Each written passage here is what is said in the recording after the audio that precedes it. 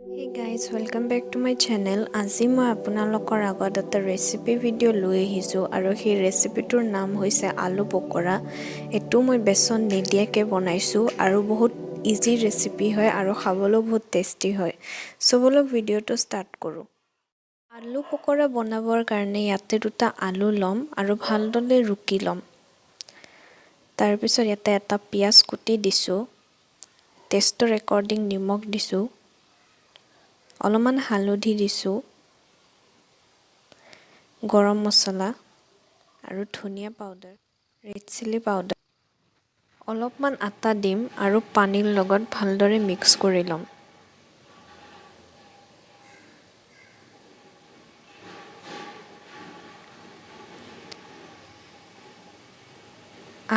আৰু অলপ আটা দিছোঁ।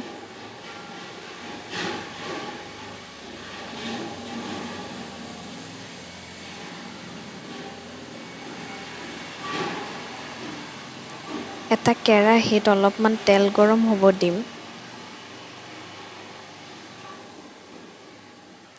তেলখিনি গৰম হোৱাৰ পিছত মই পকৰাখিনি দি দিম।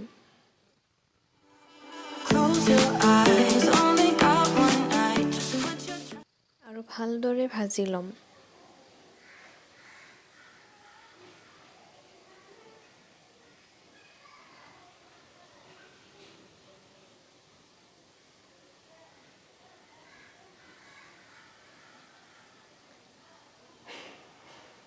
এনেকৈ মই বেলেগকেইটাও ভাজি ল'ম।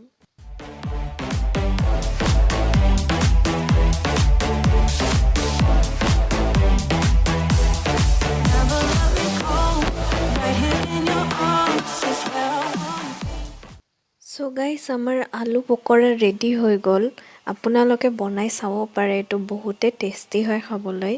আৰু আজিলৈ ইমানে। মোৰ যদি ভিডিঅ'টো ভাল লাগিল তে লাইক কৰিব, শ্বেয়াৰ কৰিব আৰু মোৰ চেনেলটো ছাবস্ক্ৰাইব কৰি দিব। Thank you everyone.